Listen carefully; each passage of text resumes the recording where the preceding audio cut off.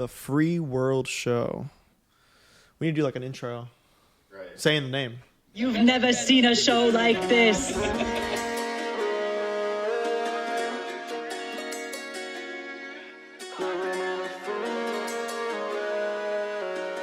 Welcome, man. What's up?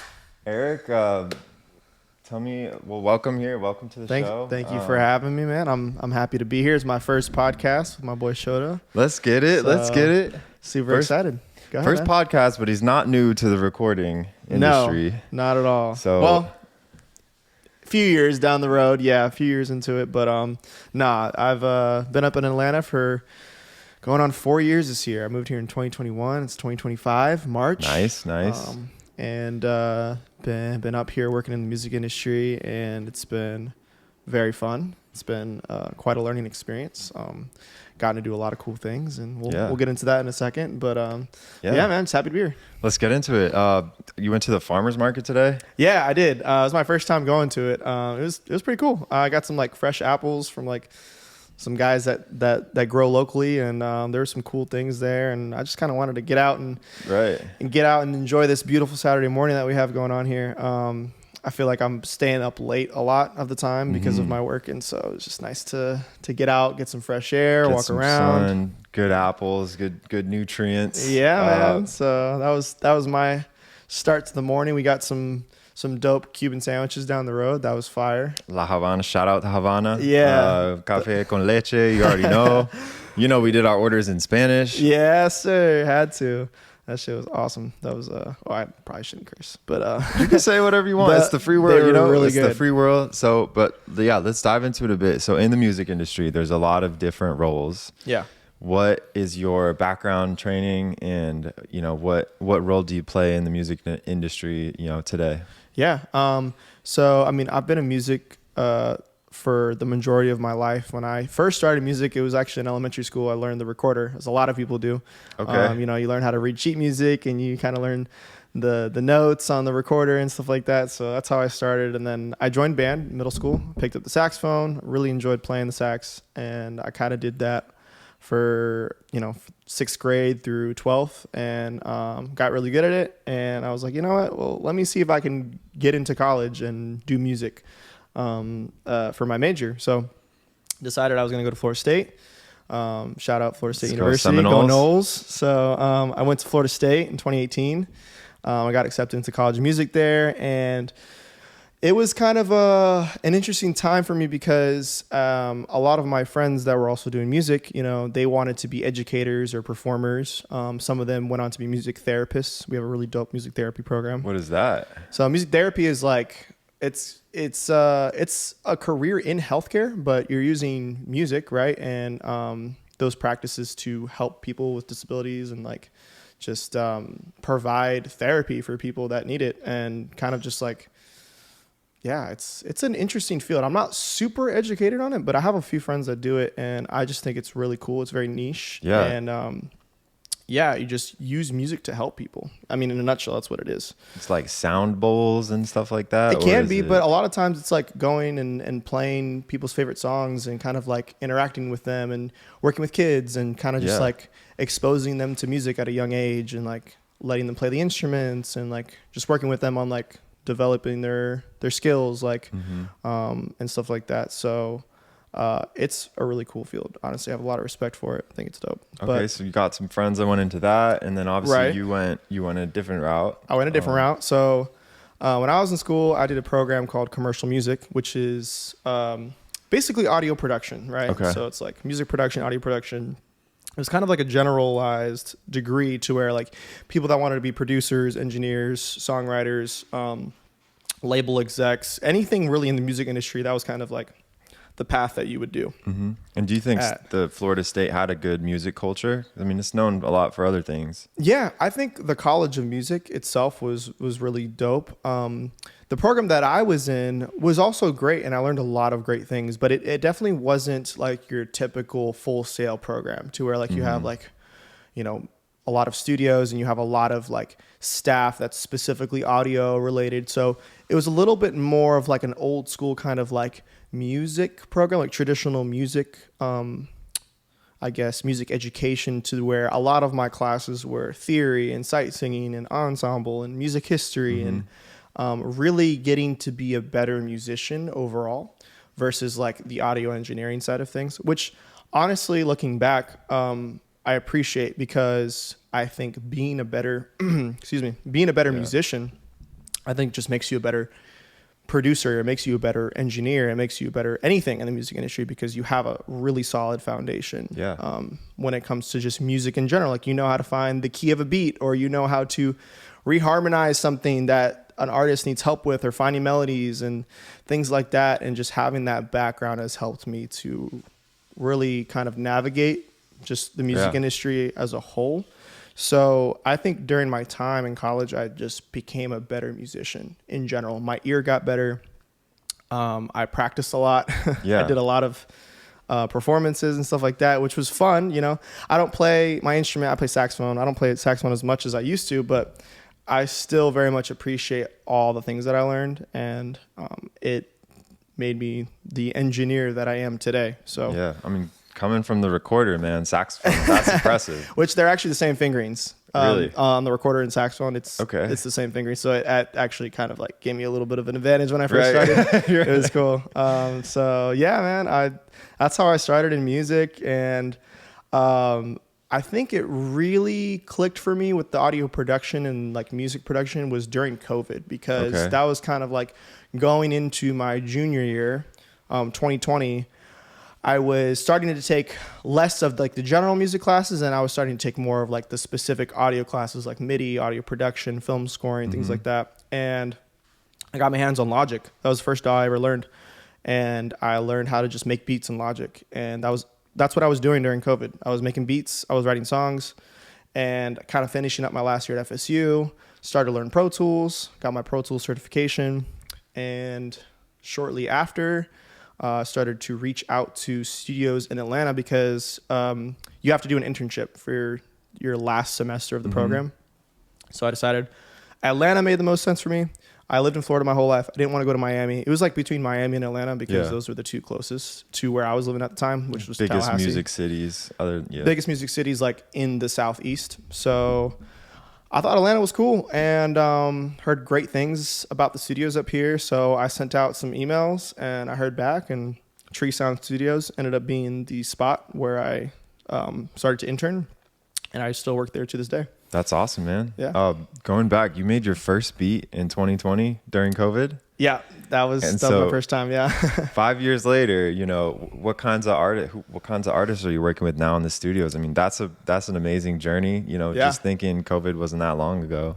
It wasn't. I mean, yeah, it feels like it was long ago, but yeah, 5 years went by so quickly. Wow, it's so crazy actually to think about. But no, I've had the pleasure to work with a lot of really cool people. Some of those people that I've been really blessed to be able to work with have been like J. Cole, been in the studio with Usher, Sway Lee. I've worked with Chief Keef. I've worked with Jacquees, Omale, Smino, Jid. I mean, a lot of the Atlanta-based rappers I've gotten the opportunity to work with.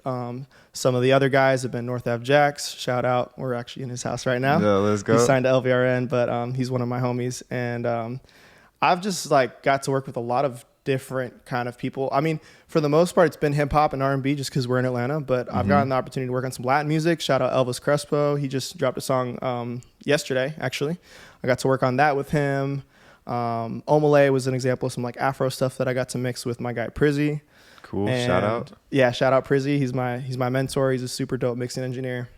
And then I got to do some rock stuff with like Mayday Parade. They're from Tallahassee. They're a punk rock band. That's dope. No, I've heard about them. Yeah, so I got to work with them over at Tree Sound. And then the biggest one for me was the Dreamville camp that I got to be a part of, which was in 2023. So that was Cole's camp. He was finishing up his album, which is yet to be released. But he was finishing up the Fall Off, and everyone was there. Glorilla came, Kodak Black was there, Lil Yachty, Smino, Jid, all kinds of people. Yeah. T Minus was there. I mean, it was just like such a humbling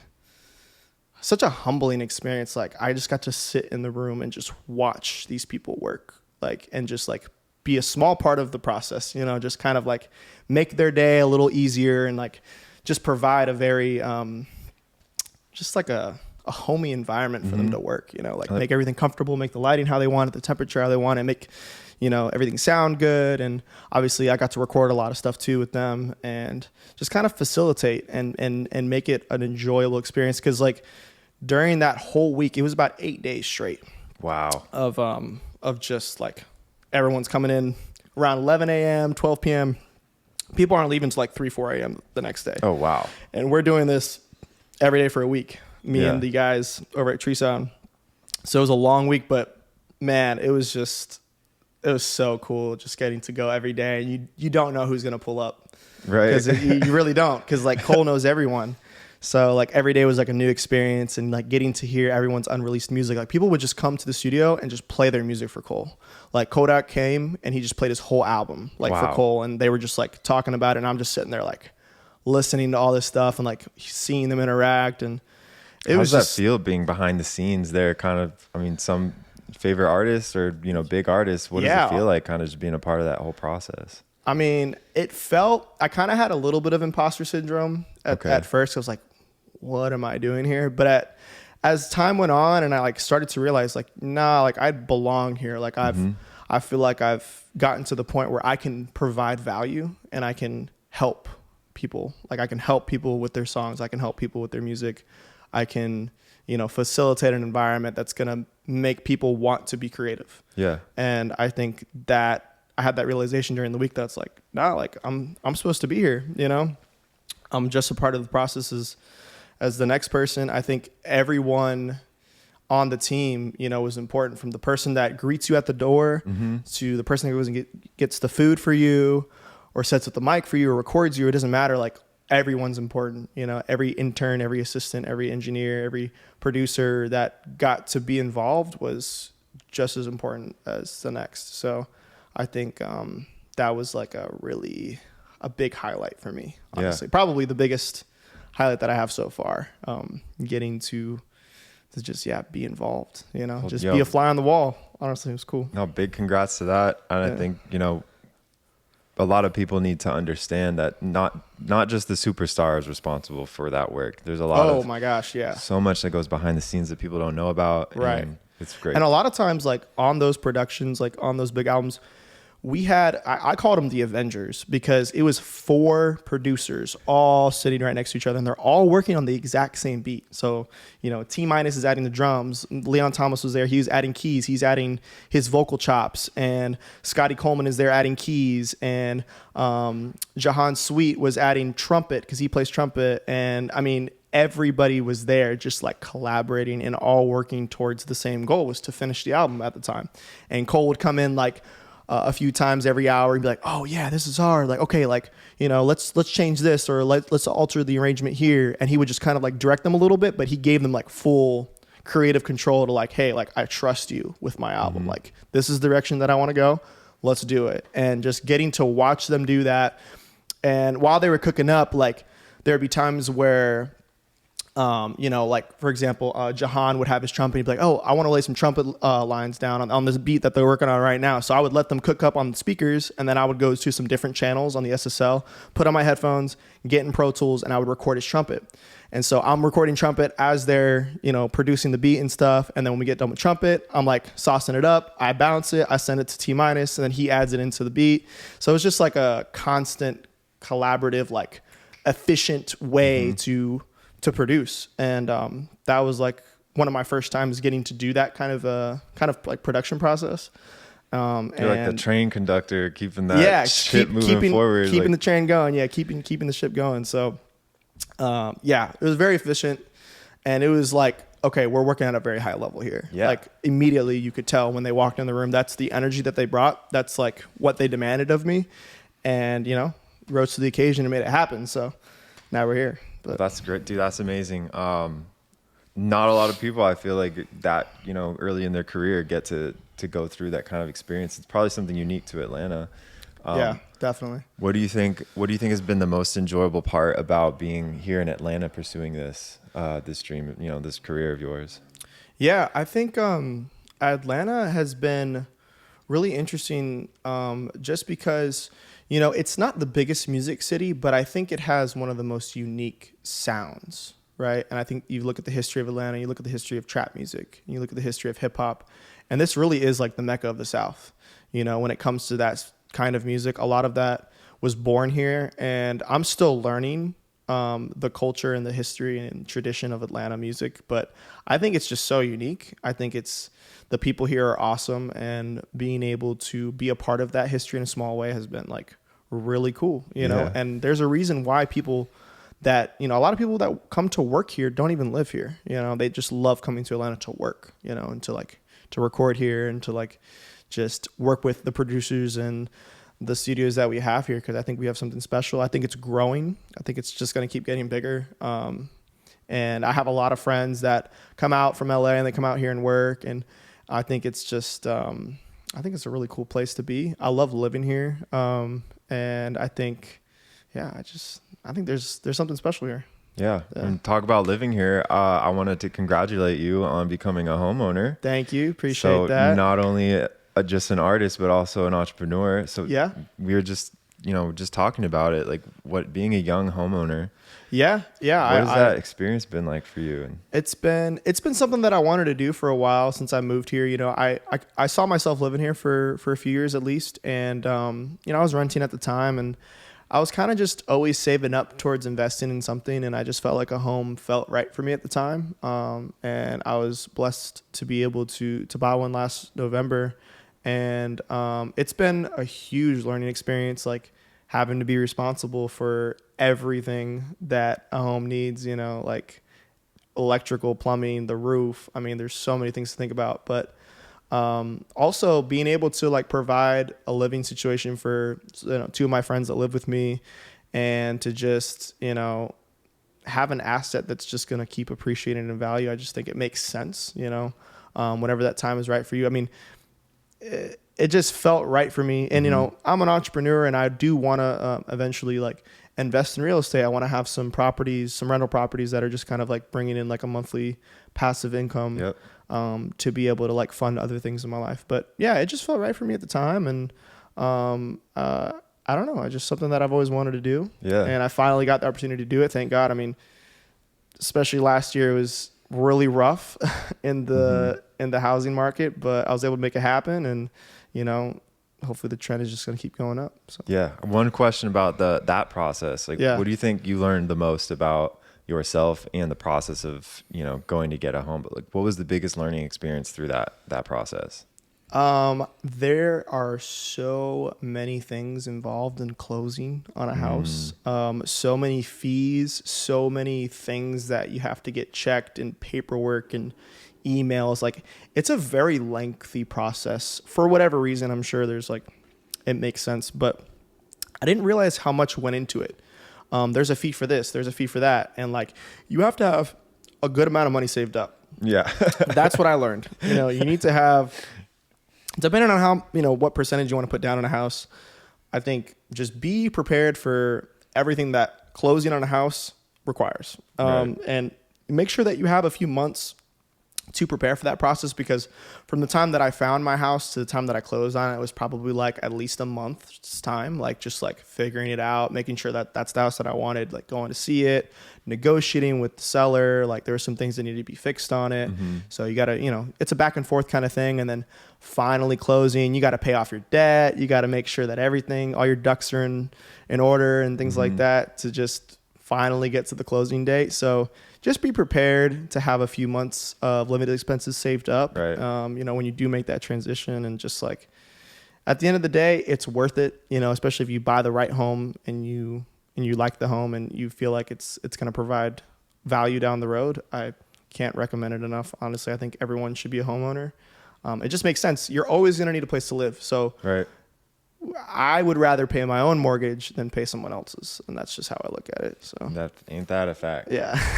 Well, you mentioned a mentor, and I've noticed that I feel like the people who, you know, are able to progress in their careers, a lot of times they have a mentor in some way, shape, or form. And so I wanted to ask you a little bit about like, how did you meet your mentor? what kind of opportunities did that open you up to? Yeah. And, how do you foster that kind of relationship, going forward? It's a great question. Since moving to Atlanta, I have a few people that have been super influential and helped me along the way. Just starting when I first moved here, one of them was Paul Diaz. He's the owner of Tree Sound, and he has over the years taught me a lot of things, especially watching him own Tree Sound and going through, the day-to-day activities and like just being a studio owner, like watching him handle, issues that arise and bookings and upgrading the rooms and renovating things. I think I've learned a lot from that experience and getting to be involved with him. And then another big mentor in my life is Prizzy. I mentioned him earlier, but he is a mixing engineer out here based in Atlanta. And I met him about almost 2 years ago now.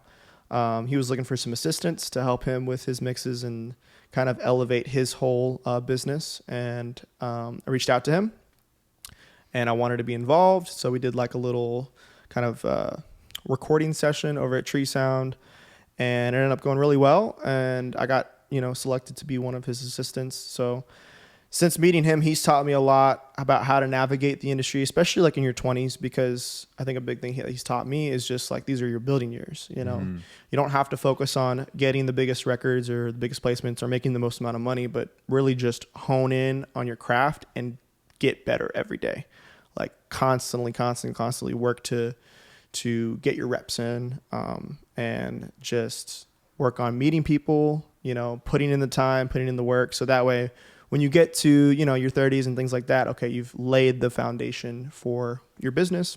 If that's mixing, then, you've laid down the framework. Like you've done 1,000 mixes at that point. Like you've done your 10,000 hours or whatever you want to call it. And that's a big thing that he's taught me. So getting to go and work with him over at his place and seeing his process, and just, hanging with him has been super dope. Honestly, I've learned a lot. I feel like I've gotten to navigate and like kind of avoid issues and problems that I see other people go through. That what kind of problems do you think you've been able to avoid? I think mainly how to like deal with clients. That's been a big thing that I've learned, and how to like maintain a good client relationship, even if it's like music that sometimes you don't always want to work on.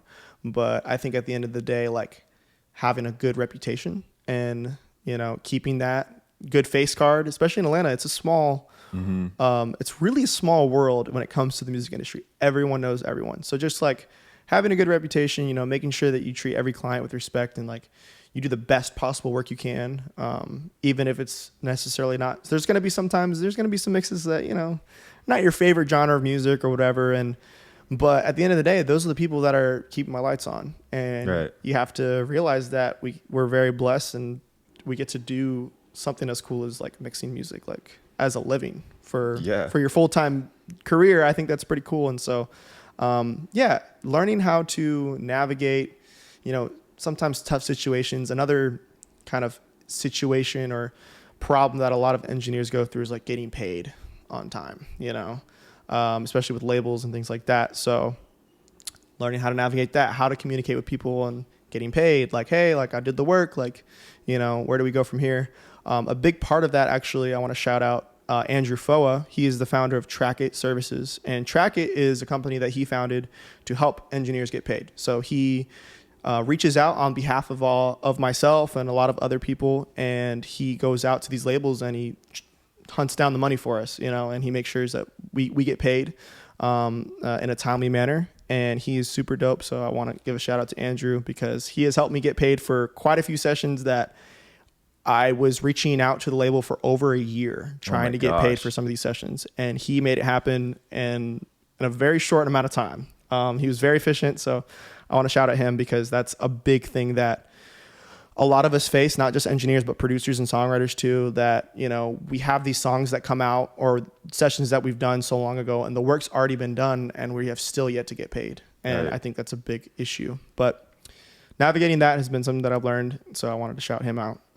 But yeah, I think that's an important part of the music industry that doesn't show up when you go on Spotify or YouTube to watch a video. You know, like you might scroll through and see the credits, but man, what is that like? You know, you're putting your life and heart into this, right? And waiting that long sometimes to get paid. Like, what kind of contracts, you know, like exist there? Like, do you know a little bit more about the business intricacies that, you know, related to working out of a studio, or, you know, like label artists getting studio time versus just an independent person booking a room? Like, what kinds of agreements and things are out there available that, you know, could be negotiated? I think, you know, independent artists are obviously in a bit of a different situation than labels are. You know, a lot of times independent artists just pay out of pocket, and it's very straightforward. It's like, hey, you know, you're going to record for 4 hours, or you're going to mix this song. Here's the rate, you pay it, boom, you know, you get paid on time usually. Labels, it's a different situation because, you know, you have to send a PO number, and that has to get approved, and then they got to send it to a billing department, and then they got to take down your information, and then, you know, it's a net 30, net 60, net 90. That just means, you know, whether it's 30, 60, or 90, that's the amount of business days that it takes for it to even get processed. And then after that, they got to, you know, approve it and whatever.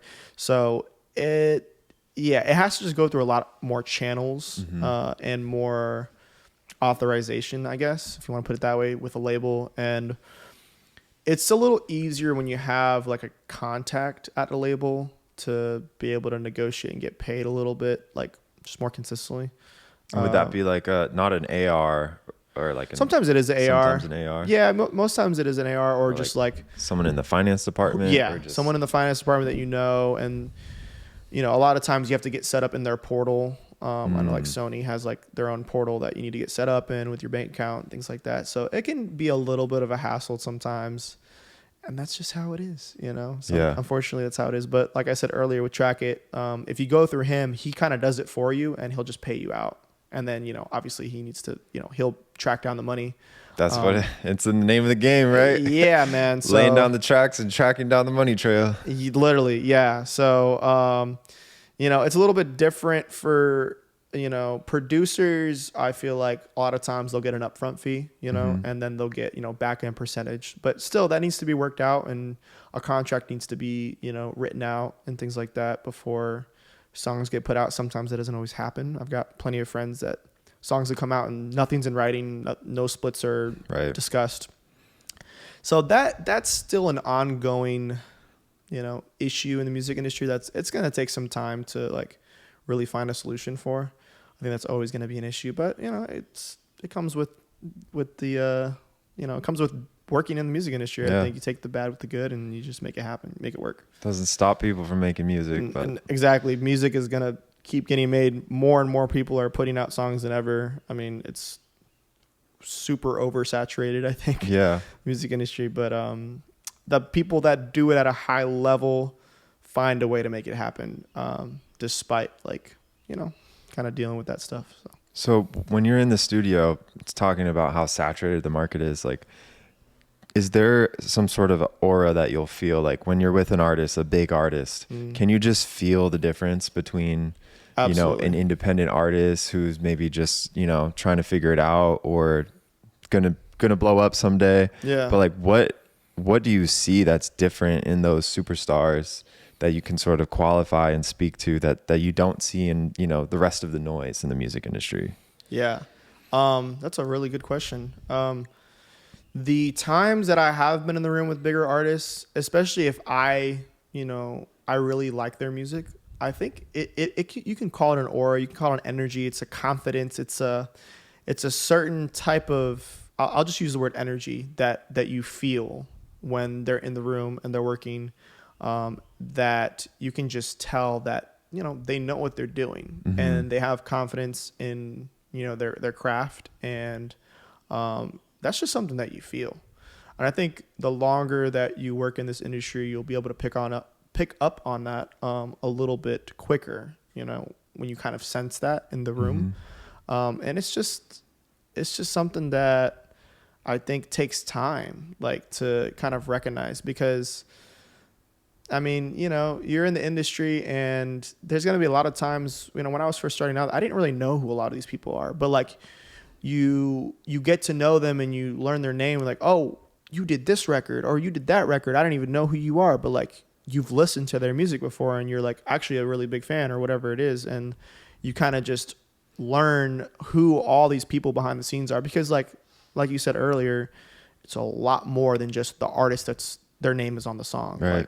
Like with J. Cole, it's all those producers, all those songwriters, all those people that, you know, helped contribute to one song, and you get to meet all those people and you get to really appreciate what they do. So I think going back to what you said, I mean, yeah, it's definitely a different energy. It's more of like a, whoa, like we just kind of like leveled up a little bit. Like you kind of just feel that when they walk in the room. But I've also been in instances where I've been with independents that I think are just as equally as talented. And you can kind of sense that too, where it's like, you know, we'll start to record and, you know, you're expecting one thing, but then they start to record and you're like, oh no, this is actually really dope. Right. And I can see this like taking off. And I've had those sessions too, where I've been pleasantly surprised. Yeah. You know, and that's been really cool too, getting to see like the underground talent of Atlanta, because there's a lot of it.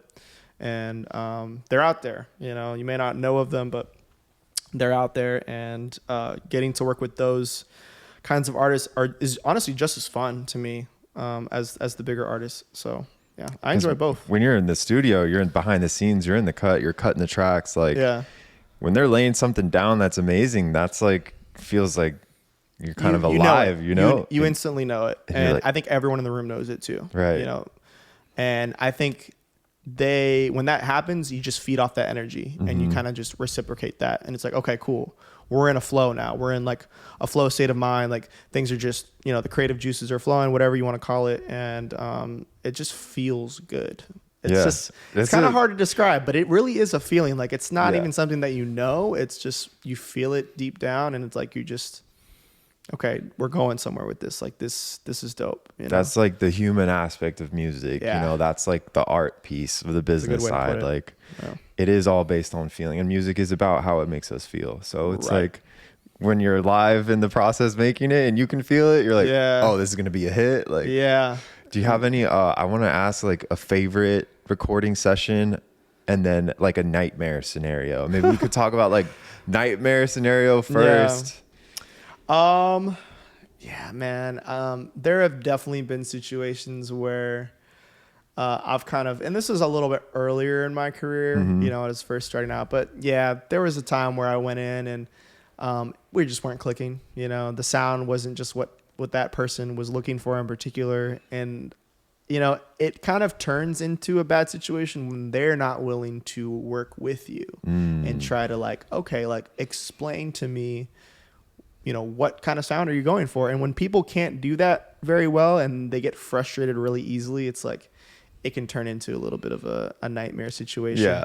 So, but you can almost make it like a meme. Like, I want you to make it like, you know, those memes online where they it's use like, very ambiguous terms. Right. Like what would like an artist or a rapper like, say? Like, I want it to sound like, this is really out there, but I want my vocals to sound more purple or something like that. Right. Like they use like a crazy, that's an over exaggeration, but like, or I want my vocals to sound more whatever, use whatever adjective. And it's like, sometimes it's like, okay, you take that word, if it's bigger or wider or more bright, or people don't use brighter, but they use like crispy or like whatever adjective they use. You kind of just have to, as an engineer, say, okay, that means an EQ boost at 10K, or that means a little bit more compression, or that means maybe a plate reverb instead of a hall reverb, or things like that. Like, maybe a little distortion with some chorus, like sure, like a flange or whatever effect you can get, like super nerdy with it. But like, you kind of just have to be an interpreter when it comes to that kind of stuff. So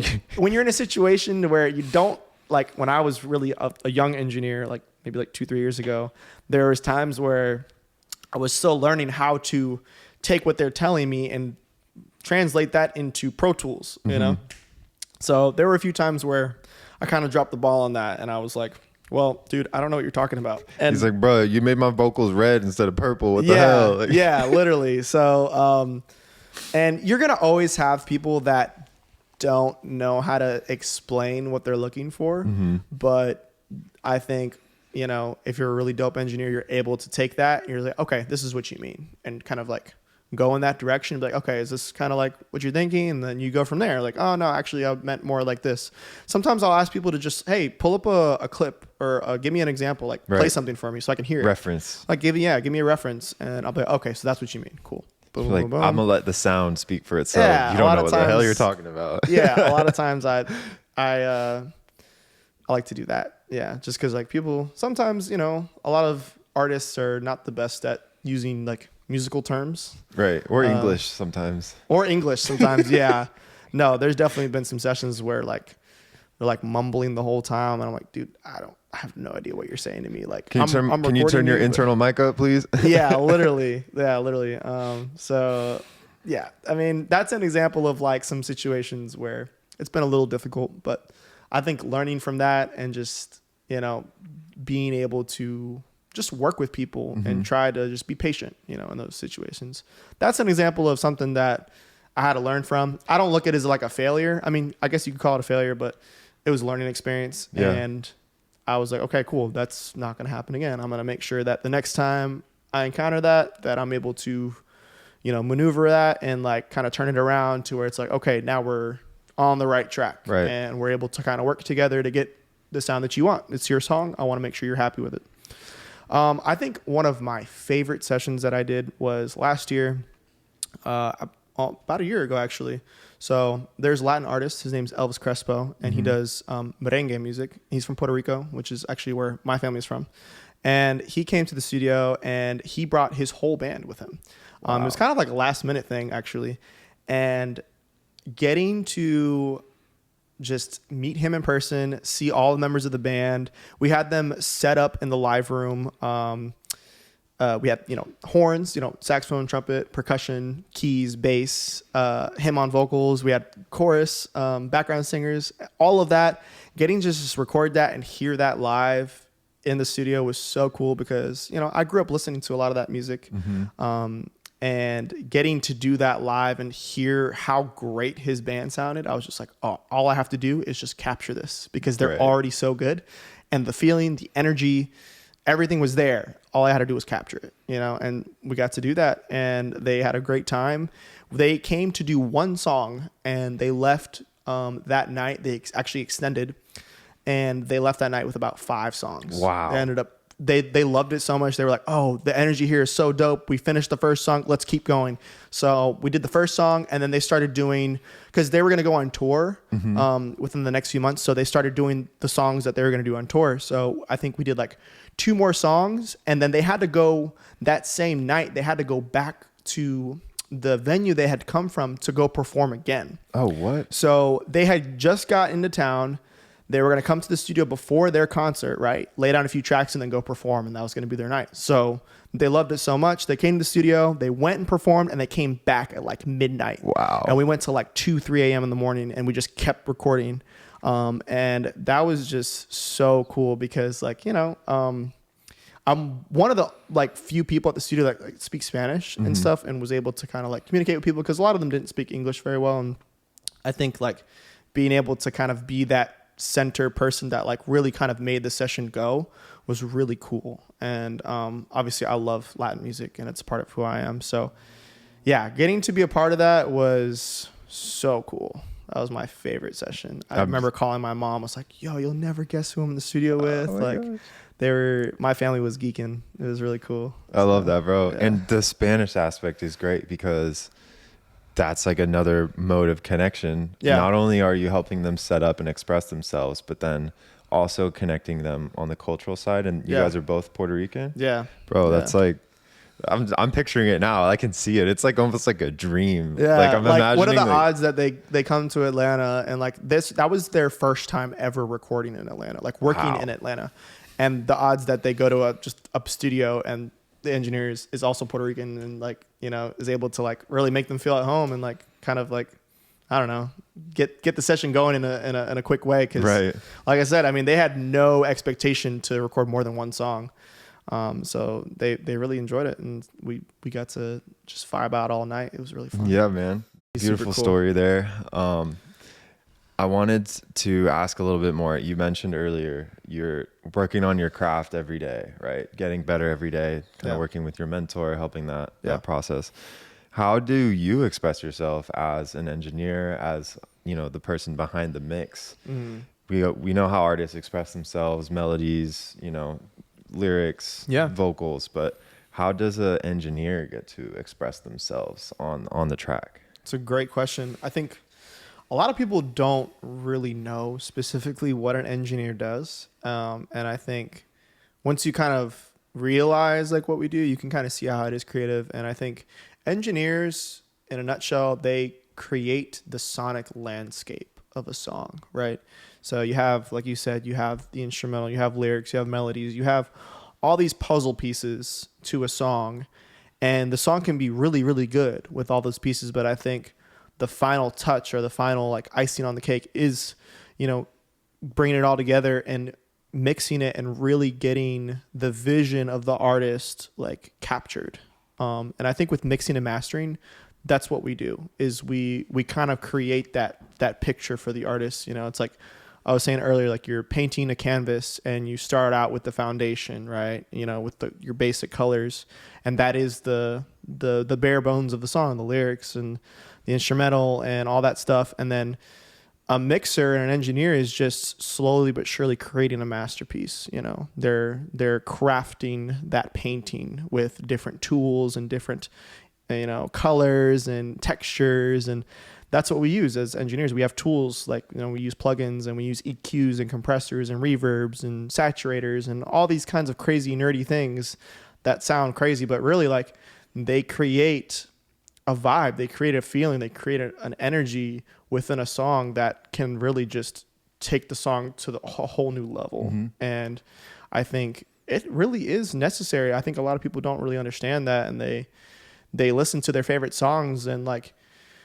next time you listen to your favorite song, like really listen to it. Like, why does it sound the way it sounds? Why does it have the feeling that it has? And a small part of that is, you know, the engineer that worked on that song, that helped get it to that point to where it has that feeling, you know? And I think as a mixer, that's our job, is to, you know, objectively make the song better, you know, obviously with levels and balancing and, you know, making things sound, you know, good to the ear, but also imprinting our own creativity on a song and adding our own, you know, vocal throws or really cool effects or, you know, things that a lot of times I feel like a lot of people don't notice, but it's there, you know? And I think a lot of people are like, oh, if you were to listen to a track that was mixed versus unmixed, I think, you know, obviously you would hear the difference, but you would also feel the difference. Right. And I think as engineers, that's what we do. It can be a very, kind of like not very obvious thing, but at times it can be really obvious. And it depends on how intentional you want to be with certain things. And every song calls for something different.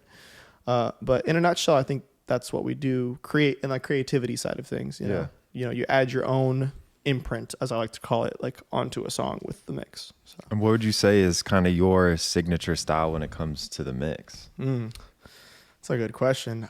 You know, I'm still figuring that out. Right. I'm still figuring that out. Smooth and vibey. Like definitely, I've definitely put the word smooth in there. Smooth. Okay. I appreciate that. Nah, man, I'm such an apprentice when it comes to this stuff. I'm nowhere near where I want to be. And I'm learning every day, but yeah, I think I want to just create, man, it's a good question. I want to take what the artist already has and get better every day at just like interpreting their vision, you know? Yeah. And kind of just like already knowing what direction to go in. Right. And that just takes time. It takes years to develop that. It takes years to really like get your ear better and be able to listen to certain nuances and things. And I'm working on that right now, and it's going to take me another 10 years probably, but it's a journey. It really is a journey, and it's a long journey to get to that point. And I'm really just at the beginning of it right now. So at this point, I just want to be able to interpret people's visions for their songs and help them get to that point. Like, I think that's my main goal when it comes to this stuff.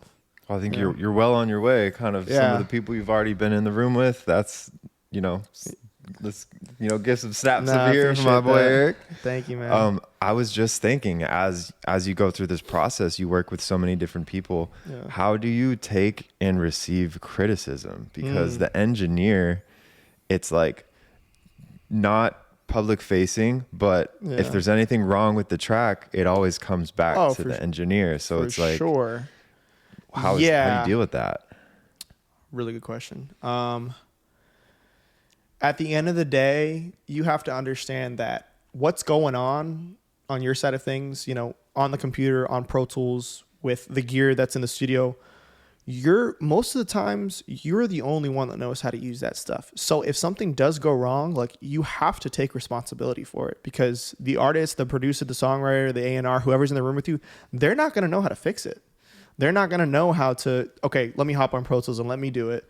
No, that's your job. So if something's, not going in the direction that the artist wants, or, there's some troubleshooting things going on in the session with actual or hardware issues or software issues, like, you have to be the one to fix the problem as fast and as efficiently as possible. And that's a whole nother side that I think some people don't realize, that we're really problem solvers at the end of the day. If you look at the term engineer, like, it really came from, like, back in the day, it was a lot more involved with, like, tape machines and, like, SSL consoles and things like that, to where you really had to know, like, electrical engineering to be able to set up some of this stuff and use the equipment, because, there wasn't Pro Tools. There wasn't like just creating another track and, like, your chain adding is a plugin. Physically wired together, right? It's limited. It's very limited. And there were times where you had to go in and you had to fix a tube preamp, and you had to know how to fix a mic. And I think that's still things that, as engineers, you should know how to do today. And that's something that I'm still learning how to do, is, like, how to fix mics, how to, like, solder cables and things like that. But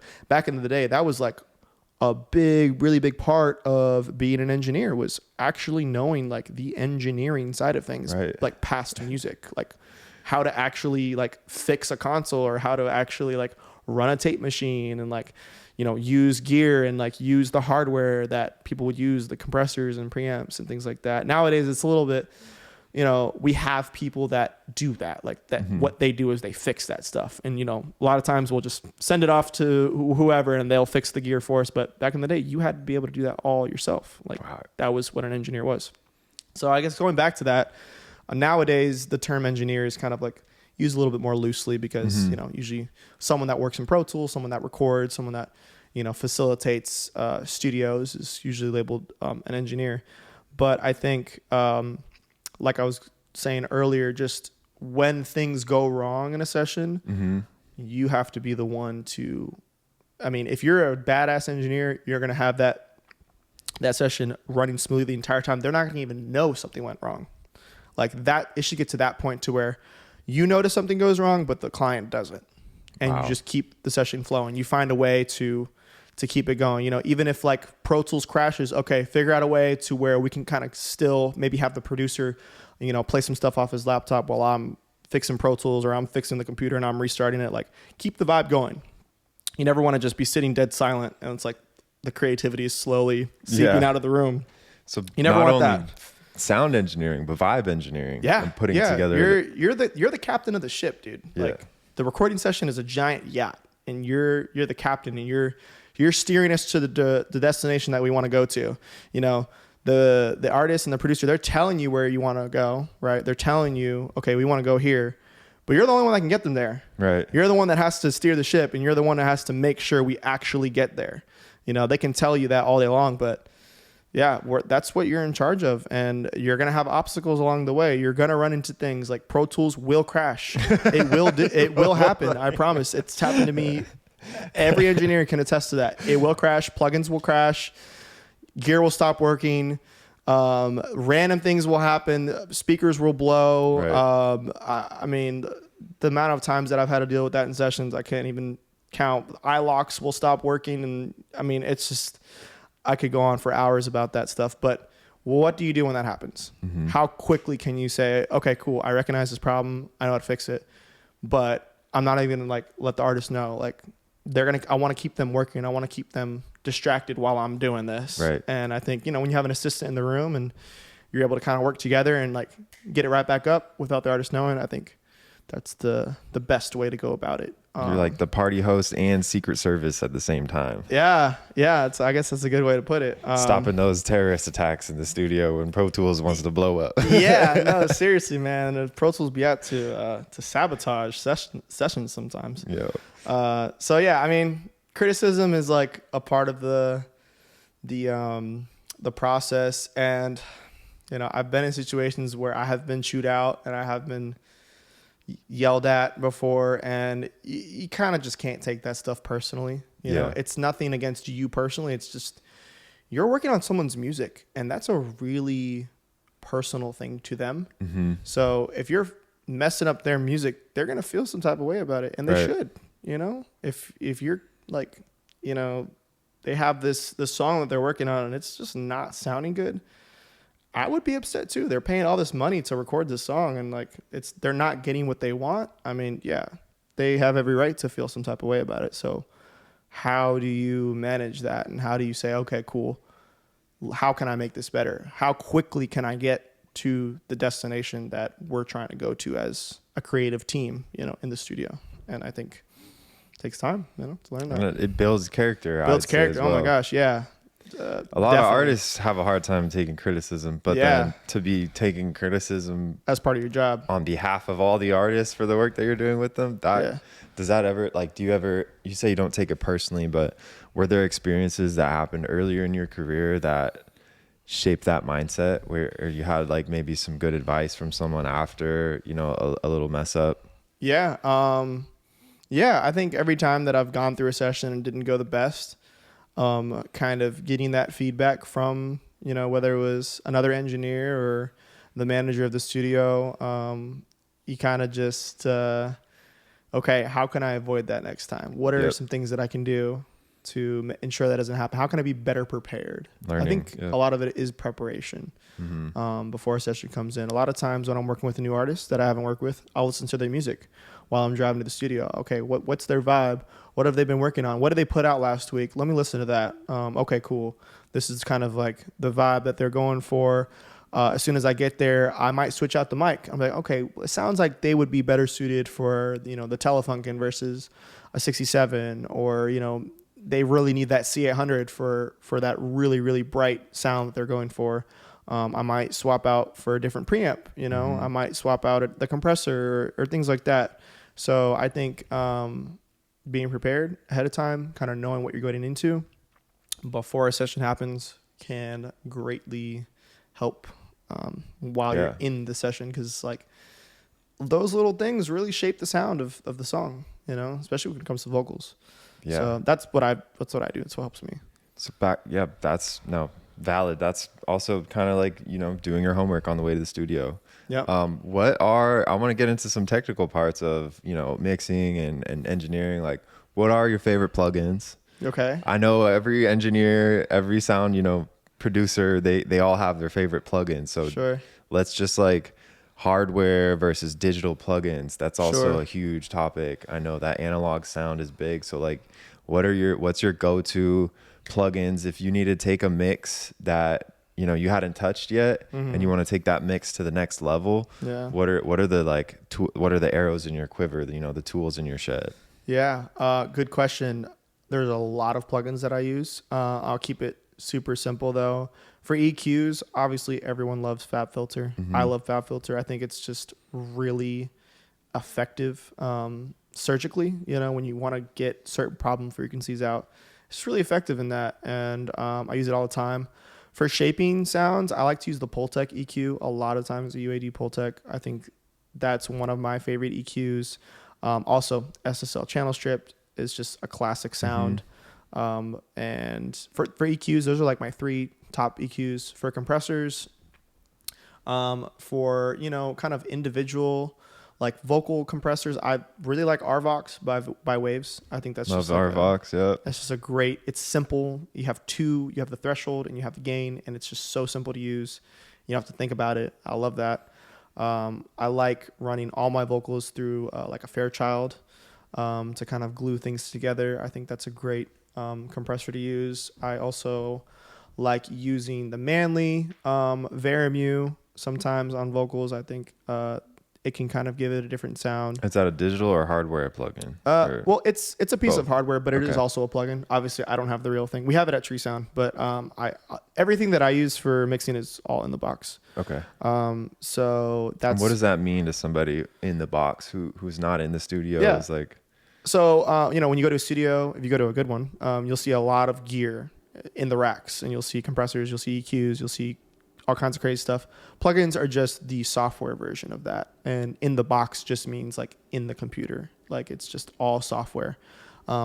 Nowadays, a lot of mixers are in the box, meaning that they just use software, because technology has gotten so good that plugins nowadays sound just as good as analog, in my opinion. There's always going to be a small difference between analog, just because it's going through circuitry, it's going through voltage, like it's going to sound a little different.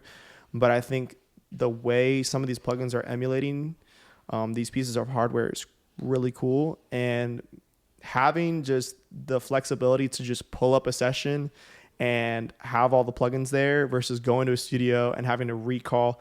Like back in the day when you were mixing on an SSL, like, yeah, you're done with the mix. If you come back to it, you have to go through each channel and recall each individual channel. You have to go through and set everything how it was before to continue to mix.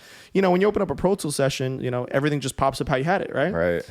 That's not how it is with analog gear. Like you have to go through and set everything. And with tube gear, you have to let it warm up.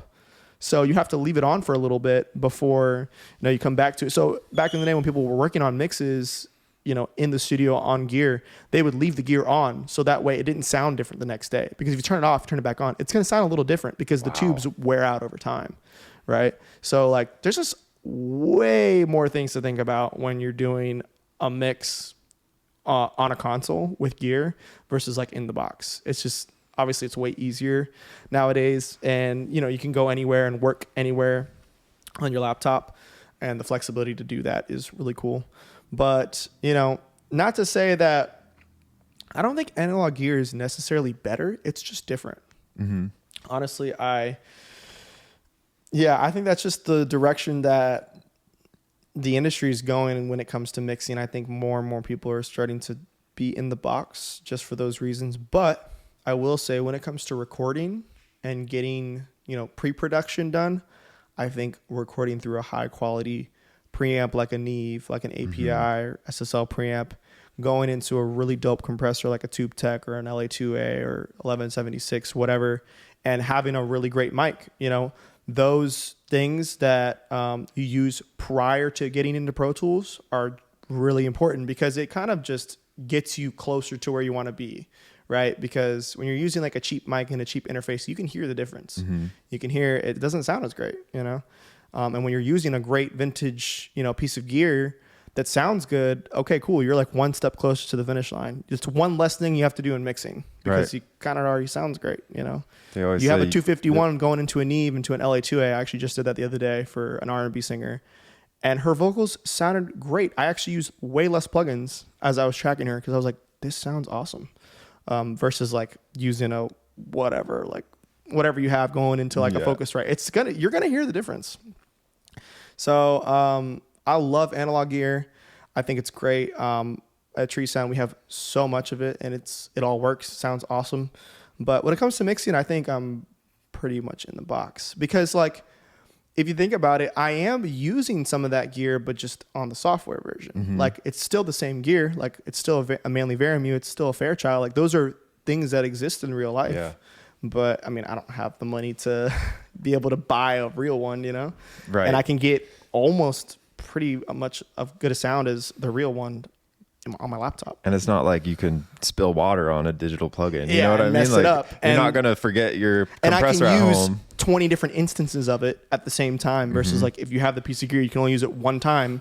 You have to print the mix or print the track through that, and then you can have it available for the next one. Like, right. You can have multiple instances of the same one. What's the longest like processing chain you've ever put on a track? Like how many plugins on one track, or like a bus or something, or like? I mean, there have been times where I get a mix and they already have their vocal chain, right? And they've got let's say they have 10 plugins, and it's just not there. And I think when I'm mixing someone's song, I usually kind of just build off of what they already have. Like unless it's really horrible, I won't like go in and change what they already have. Like I'll just build on top. So I'll route what they already have on their bus through one of my buses, and then I'll add my plugins.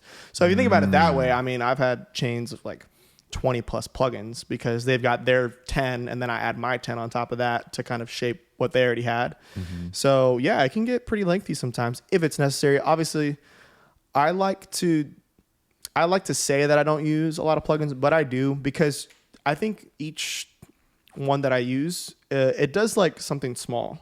It's like a little bit more towards where I want to get to. Like this plugin's just doing this, and I wouldn't say like there's one plugin that I use that does a lot of heavy lifting. Like it's just a combination of like a lot of different things, you know? And would you say that's coming from the technical background and really knowing sound engineering and audio engineering?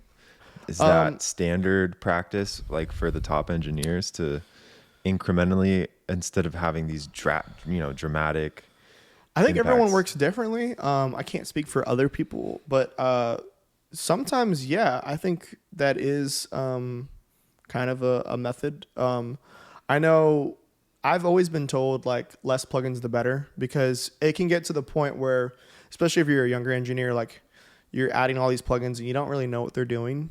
You're not really like understanding what they're doing to the sound, and you're kind of just like just doing it just to do it.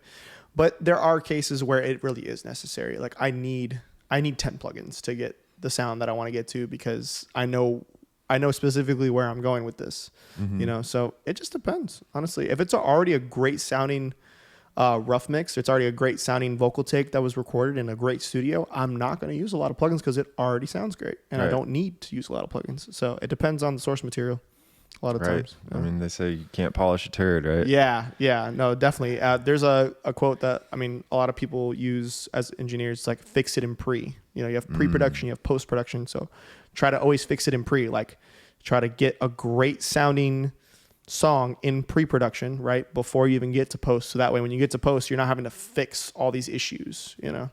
So that's kind of like the method. When you're in the booth or, you know, recording someone, I'm just thinking if there's any artists at home watching, what is like a recording hack you learned that can take an artist's sound to the next level that maybe they can't get into the big studios, and they're at home working with whatever plugins they got? Like what kind of technique do you think they could implement that, you know, a beginning artist might not be doing that you would do in a studio if you're working with, you know, a major label artist or a big independent artist? Yeah, I think, you know, there's certain things that you can't control. Like, you know, you might not have the money to buy a great mic or a great interface or a great preamp. So without considering that stuff that you would normally have in a good studio, I think like mic placement is something you can control, where the mic is when you're recording, how close you are to the mic. And there's not really a right or wrong way to do it. It's just being intentional with what kind of sound you want to get. So generally speaking, you know, you want to be, let's say I usually put my hand out, and whatever distance this is from my pinky to my thumb, that's usually a good distance from the mic, you know? So you can start with that. Obviously the closer to the mic you get, it's called the proximity effect. You're going to have more bass in your voice because there's less time for that wavelength to travel. So it's going to sound more bass heavy. Get farther away from the mic, it's going to be a little less bass resonance. So knowing that, obviously on axis versus off axis. So like the mic's here. If you're recording to the side of the mic, it's going to sound different from if you're in the front of the mic or the back of the mic. Usually most mics are cardioid. So you want to make sure you're in the center of the mic, you know, it's, you know, at a good height for you. Just like things like that I think a lot of artists don't think about. They're just like, oh, as long as the mic's somewhere in front of my face, it'll pick up. But it's going to sound different, you know, depending on where your mic is. So mic placement's really big. Another thing is a lot of people obviously don't have acoustically treated rooms. And, you know, that's something that you should think about, you know, at some point, because the reflections in the room get picked up in the mic, and that can really affect your sound. So if you're able to get like a vocal shield of some sort, like that can kind of be around the mic, that'll really help a lot with room reflection. I have one of those at my house because I don't have a great acoustically treated room, and that helps me kind of take those room reflections and room sound out of my recordings. So those are two things that you can just think about and do that are pretty inexpensive and that can really help your recordings. Yeah. What do you think about layering? Do you always need layers? Like what would your thought process be around layers? That a lot of times I do a lot of vocal layering, like stacks we call them, for most songs. But a lot of times, like you think about Drake's records, he never does ad libs or layers. Like listen to Drake's music, for the most part, he's just one vocal on top of the production a lot of the time. So it really just depends. Like it depends on the source material. It depends on like the genre of music. Obviously with R&B, you need vocal layers. Like that's part of what R&B is. And you need harmonies, but some instances, some type of rap music, maybe some country music, it's not really necessary. So there's not really like a straightforward answer to that, but I always like to do layers just because you can always take them out if you don't like them. So that's how I look at it. Right. Well, dude, I feel like you dropped a lot of knowledge there. I'm gonna have to go back and look up a lot of those pieces of material, like the plugins and stuff. Yeah, I have a new plugin that I've been using that Prizzy put me onto called Speccraft. It's really dope. It's like a resonance suppression plugin. So like it'll like analyze the signal that's coming in, and then it'll just duck certain frequencies that are kind of like poking out above the threshold, and it just like kind of cleans up and smooths over the rough edges in some of your recordings. So Speccraft is a really cool plugin. I think you should check that out for people that are interested in that. And none of this was any paid advertising. No, You just really, no, it's not paid. I just think it's cool. Music industry gems right here coming from a really super accredited, engineer, mixing, mastering, recording, tracking, everything. What's next for you? What are you interested in, like working with more people, trying to expand your, portfolio of business? Like, what are you looking for right now in the music industry to keep your, career going forward? Yeah, man. I think a big goal for me would be like to go on tour with an artist. I think that's something that I've been really wanting to do. So hopefully that happens this year. But I really want to just keep meeting more people. I want to work on a larger variety of genres of music. I think that's a big goal of mine. I want to work on more Latin music in particular, just because like I really enjoy that music. I want to do more country music. Been working with Duke Jones. Shout out Duke Jones. He's one of my homies. He's super talented. Next up. And getting to work on his music has been refreshing because there's not really any artists like that in Atlanta. So like getting to just work outside of the genres that I'm so comfortable in is something that I want to work towards this year. And just being well-versed to be able to do all that kind of stuff. And like you look at my portfolio and you see like everything, not just hip hop and R&B. So that's what's next for me, I think. And then just kind of transitioning more into mixing full time versus like, I'll feel like maybe a year or two ago I was recording all the time, which I still love to record, but mixing has been my main thing recently. And I want to develop that business more. I would like to get more clientele, more consistent clients for mixes. So I think that's the direction that I'd like to go. Word. Well, where could everybody find you if they were interested in? I have a website. It's called eprecords.online. That's kind of the name of my LLC, my engineering business, and then my Instagram is just my name, Erik.Pedersen_. So awesome, bro. Yeah. Well, shoot, we had a wonderful conversation here today. Yeah, man. Real quick before we head out here, what do you think it means to be human in this day and age? Oh, good question. Man, I think finding... Is that the timer? Yeah. Oh, that's a good question, bro. I know. We gotta get this one. No, for sure. That's a great question.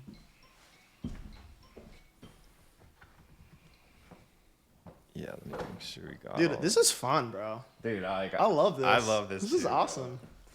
I'm so glad you started to do this, because it's gonna be like a little time capsule for us, bro. Right, and other people can like learn from it, and like hopefully like this can help. Like if I keep doing these and shit. Yeah. Like no. That's dope. So okay, yeah. So we got eprecords.online. .online. And yep, we that's got my website. Yep. Instagram. Yep. Yeah, we're having such a good time here. Time is flying by. But speaking of that, what does it mean, in your own words and in your own experience, to be human in this current day and age? Yeah, man. To be human, I think really, and I know this is going to sound cliche, but to be yourself, and in the way that I think that, so, we're in an age to where we're completely engulfed in social media. We're completely engulfed in watching other people's lives all the time. When we're on our phones, when we're on Instagram, when we're watching the news, we're seeing what's going on in the world, and there's always going to be crazy things going on in the world. Like, we can't control that.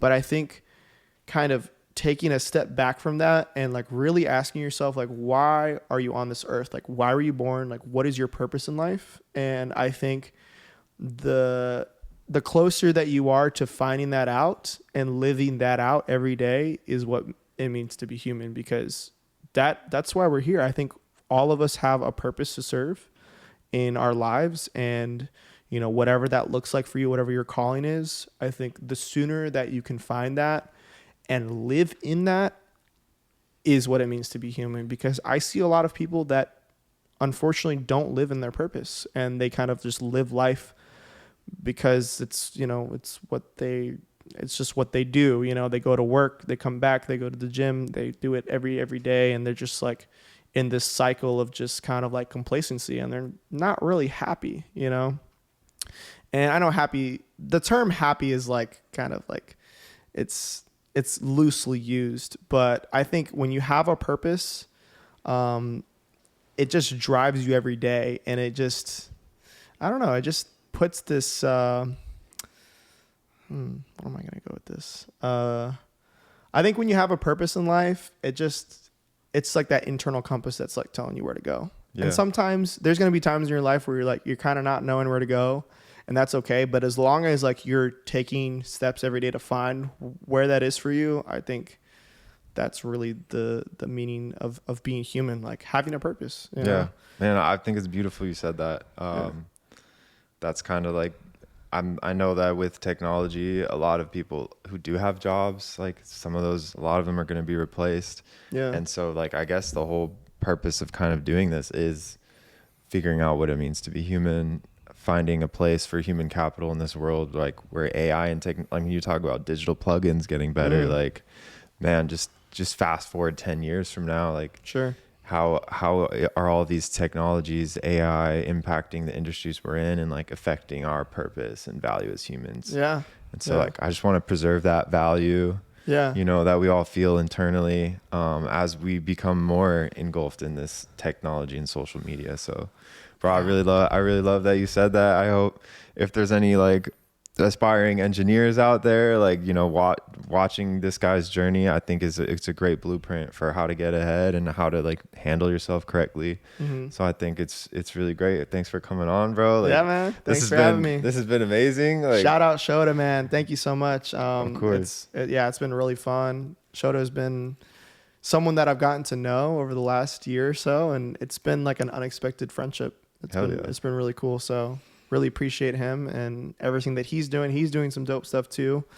He's also a creative and an artist and makes music and, entrepreneurship and all that fun stuff. So I'm really excited to see your journey as well, with this podcast and the ventures that you're taking on. So, well, bro, that means so much to me, bro. That's why we're here. We're doing this shit in the free world. Welcome to the Free World Show. I'm gonna get an intro someday, but we just had to get the track. I'm trying to be the train conductor of my life, but this has been a great conversation, bro. Thanks for of course, bro. Can't wait to see the rest. Of go get there on tour. Go on tour. Go mix all these songs and go get this money. Let's do it, bro. All right. That's dope, bro. Good shit, man. Let's